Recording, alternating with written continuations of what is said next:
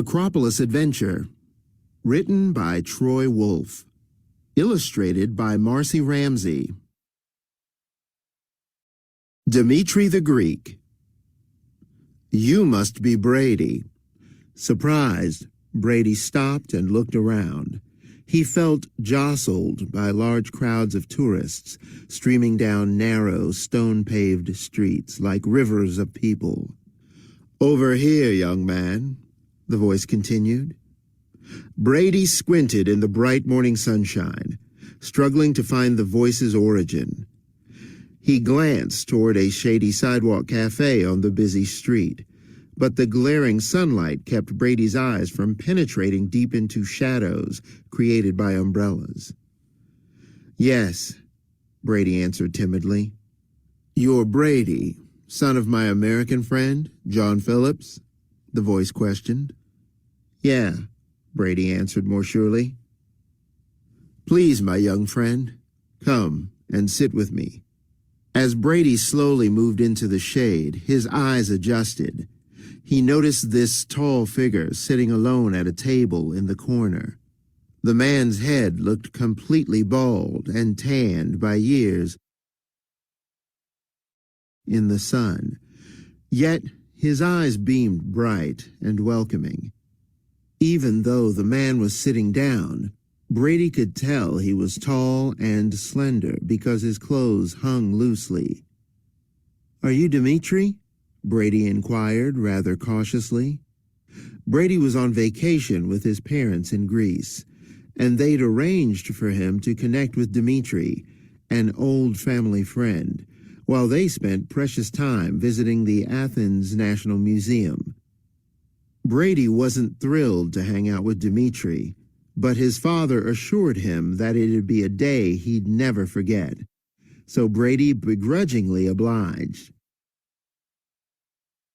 "Yes, I am," the man answered. "Actually, it's Demetrius Thanopoulos, at your service," he continued with a slight bow of his head. "But please, call me Dmitri."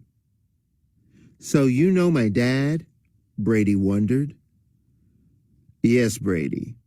I met your father when he graduated college and felt eager to experience life outside the United States.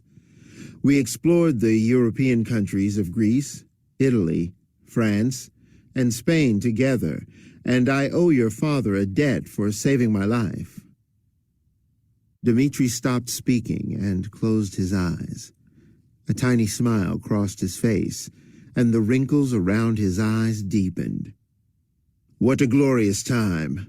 Remember, all of us older folks were once young and full of questions and energy like you," Dmitri observed. "Well, I don't have many questions," Brady answered with a shrug of his shoulders. "All this ancient history and learning about other countries seems boring." "Boring?" Dmitri boomed. "My friend, you're in one of the most exciting cities. Athens is the birthplace of many ideas that are the foundation of our modern world." Yeah, I've heard," Brady said.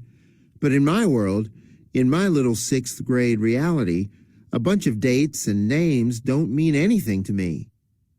"Well, that's about to change," Dmitri exclaimed, patting Brady on the shoulder. "I'm going to bring the secrets of Athens to life before your very eyes." "I'm more interested in how my father saved your life. He didn't mention anything about that.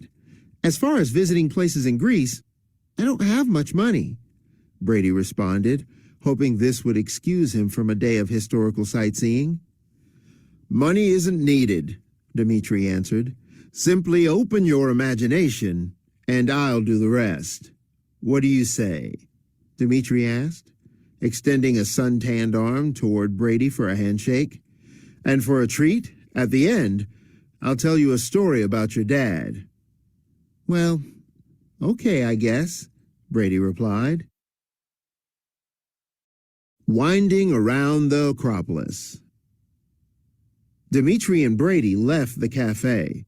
working their way among groups of tourists sightseeing and shopping along the narrow streets of old Athens that wound through the city like a snake. The pair walked toward the steep-sided hill called the Acropolis, which was Greece's most famous landmark. The Acropolis hill rose up and towered above the crowded streets of the city. Brady previously saw the buildings on the hilltop lit up at night, glowing high above the city as if anchored in the ground like a huge cruise ship. Before Dmitri and Brady reached the foot of the steep slope leading up to the hilltop, Dmitri steered Brady away from the crowd. Off the street, through a rusty iron gate, stretched a flat, dusty plot of land, dotted with several marble columns and bits of old stone-paved roads. A modern iron fence separated this area from the rest of Athens like a private park or cemetery. "What are we doing here?" Brady protested. Instead of answering, Dmitri led Brady toward a stone tower near a fenced area. The tower resembled a 2-story-high marble octagon that had turned gray and rough with weather and age. Atop each of the 8 flat sides, a carved figure appeared as if floating on the wind. "Brady, tell me what you see," Dmitri demanded quietly. A tower," Brady answered. "That's obvious," Dmitri smiled. "Look closer and tell me what you really see." Brady shaded his eyes with his hand and focused. He noticed several small metal rods, rusted with age, poking out from flat sides of the tower at odd angles. Each rod rose out from one of the floating figures. "What are those rods for?" Brady asked. "Ah, so now you notice something unusual," Dmitri answered. "We miss so much in life if we fail to notice the details, if we don't really keep our eyes open." "My dad says that too," Brady answered. "But what are these metal things for?" "Well, my suddenly inquisitive friend, this is the Tower of the Winds, built approximately 100 BC by an astronomer named Andronicus." As Dmitri spoke, he leaned back and focused his attention on the tower. "Brady, look more closely at the carvings and tell me if you see the straight lines cutting through the figures." "Yes," Brady answered, noticing lines stretching out like spokes on a wheel. "Do you know what a sundial is?" Dmitri asked, keeping his eyes on the tower. "Yeah," Brady answered. "It tells time by the shadow created by the sun, right?" "Exactly," Dmitri responded. "Imagine this tower as one giant sundial, but a sundial also working all year long as a calendar." "I don't understand," Brady said, looking more closely at the markings. "It's quite brilliant, really," Dmitri continued. "The sun changes position in the sky throughout the year. Each of the lines, when hit by the shadow cast by the rod, told the citizens of Athens the exact time of day, but also the exact time of year." Dmitri stepped back and spread his arms wide in the direction of the tower. "A giant marble calendar." "Man, that's really cool," Brady answered enthusiastically. "Cool?" Dmitri asked. "What exactly do you mean by cool? Be more specific." "Okay," Brady replied, staring hard at the tower. "I mean, it's surprising that this Andronicus guy, who lived so long ago, figured out exactly how to measure time." "Much better," Dmitri smiled. "And speaking of time, we'd better quicken our pace if we're going to meet your splendid parents for dinner tonight. We have much yet to see." "Dmitri, will you now tell me how my father saved your life?" Not yet, young man, said Dmitri. Remember, patience is an important virtue. Discovering the theater. Dmitri and Brady soon rejoined the walking crowds filling the narrow stone streets at the Acropolis's base. Brady lagged behind, unable to keep up with Dmitri's determined pace. Brady began to notice local people working in the restaurants surrounding the Acropolis, along with tourists from all over the world with cameras around their necks and maps in hand. Suddenly, Brady gasped. "Whoa, what's that?" "Brady, such emotion from you? I'm surprised," Dmitri grinned. "Oh, I just meant it took me by surprise, that's all. No big deal," Brady answered, slightly embarrassed. "But what is this place?" he continued. Stretching up the slope toward the Acropolis, looming before Dmitri and Brady, stood row after row of stone benches in a gigantic semicircle. The benches brightly reflected the midday sun. After giving Brady some time, Dmitri spoke. "So, Brady, do you like movies?" "Of course," Brady said, puzzled, but not taking his eyes off the sight before him.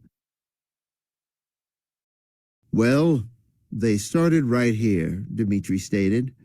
"All our ideas of drama, comedy, and tragedy began with Greek theater.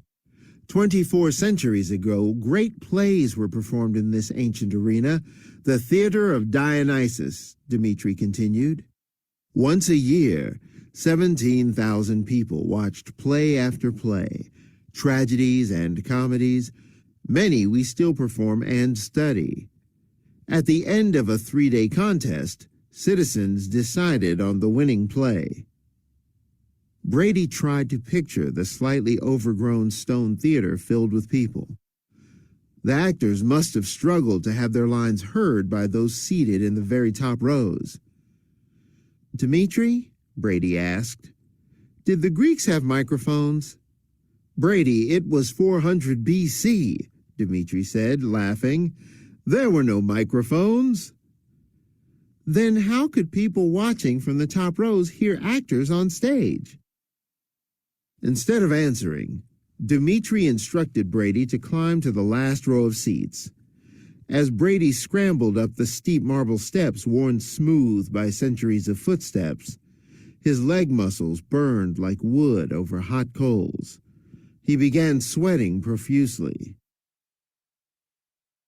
Brady finally reached the top row, winded from the climb. He turned toward the stage where Dmitri, tiny from this distance, stood in the middle, waving his lanky arms. Then the kind guide cupped his hand around his ear, giving Brady the silent signal to listen.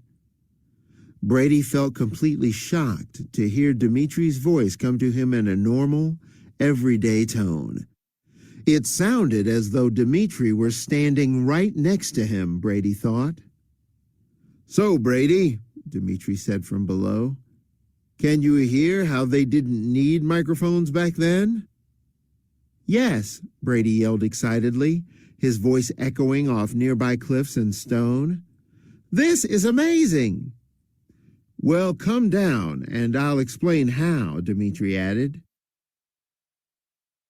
After climbing back down, Brady listened, amazed by the simplicity of the Greeks' plan for outdoor theaters. Based on mathematics, Dmitri explained, the theater was divided into 3 equal sections, lower, middle, and upper.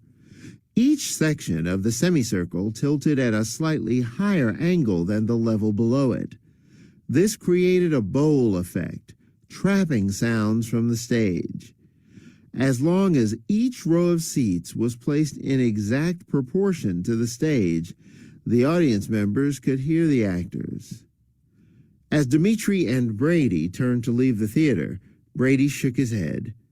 "I can't believe things like this could have been built so long ago. Perhaps I've misjudged history." Brady now loved his adventure. and no longer regretted sightseeing with Dmitri. "We still have the Acropolis to visit," Dmitri said excitedly as they left the theater. Climbing to the top. Continuing along the stone walkway following the curve of the hillside, they noticed people above them, gathered around the entrance gate to the Acropolis like a flock of pigeons eating breadcrumbs. From where Dmitri and Brady stood, all Brady could see were the modern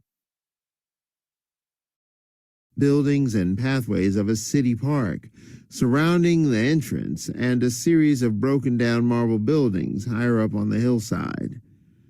"Dmitri, I don't understand the big deal," Brady muttered, looking at the crowds of people swarming over steps leading up the hill. "We've walked so far to experience the Acropolis, yet all this place looks like is a bunch of broken, scattered rocks." "Brady, my impatient friend, it's a matter of perspective," Dmitri maintained. "Perspective?" Brady wondered. "Yes," Dmitri responded. "What you see from where you're standing, this represents perspective. What's important to realize is that you often can't see everything from your own viewpoint. It's an important lesson to learn." Dmitri paused for a moment, letting Brady think about what he'd said. Then he continued, "Don't you think there's a legitimate reason these people walked so far and climbed such a multitude of steps?" "Yeah, I guess," Brady admitted. "Then you need to look past what your eyes tell you. Ask your father. He knows. As far as the Acropolis is concerned, trust me, beyond the top of those marble steps lies one of the wonders of the ancient world, the Parthenon, and many buildings of the Acropolis." Sure enough, after reaching the top, Brady's jaw dropped open at the sight before him. On the highest point of the Acropolis hill stood a stone temple with evenly spaced massive columns of marble, the Parthenon. It looked as big as a modern football stadium, but was decorated with carved figures and geometric patterns in stone. The entire building seemed to glow a honey-orange color in the late afternoon light. Shafts of sunlight shot down between the columns, reaching toward the earth from the sky. Brady tried to think of something back home that would compare to this, but nothing came to mind. His thoughts spun as he tried to picture this magnificent temple being built by ancient Greeks centuries before people even knew the earth was round. "So, worth the climb?" Dmitri queried playfully. "Yes, it's awesome," Brady answered. Dmitri and Brady walked around the Parthenon, admiring the perfect lines in the building and its unbelievable height. At various places near the roof, Brady saw detailed scenes carved into the stone, perfect images of faces, clothing, animals, and ancient gods.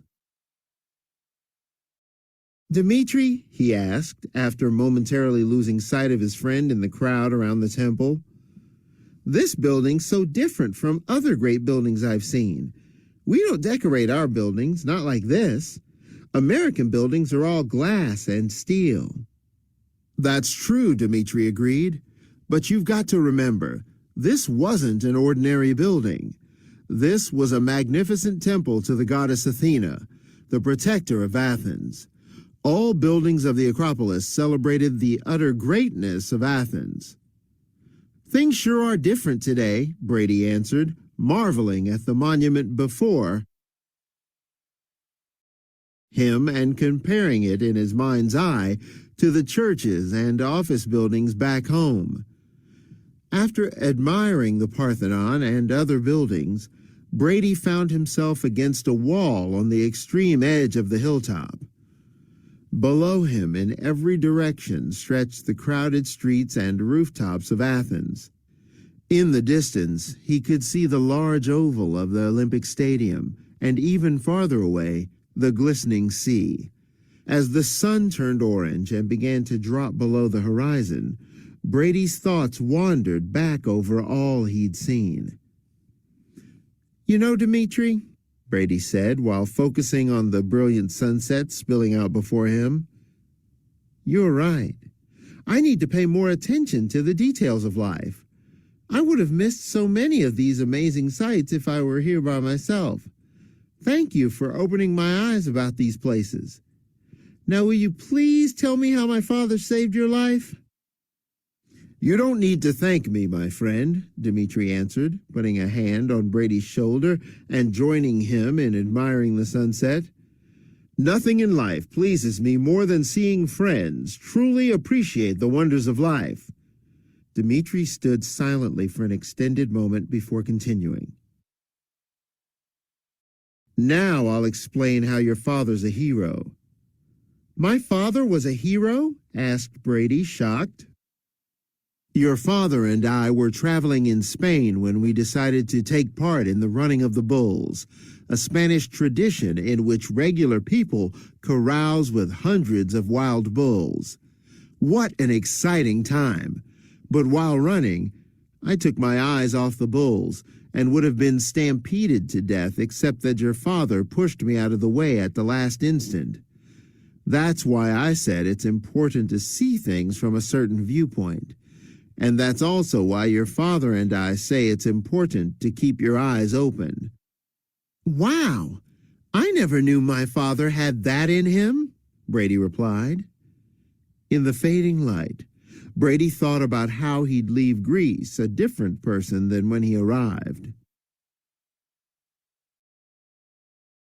Good job!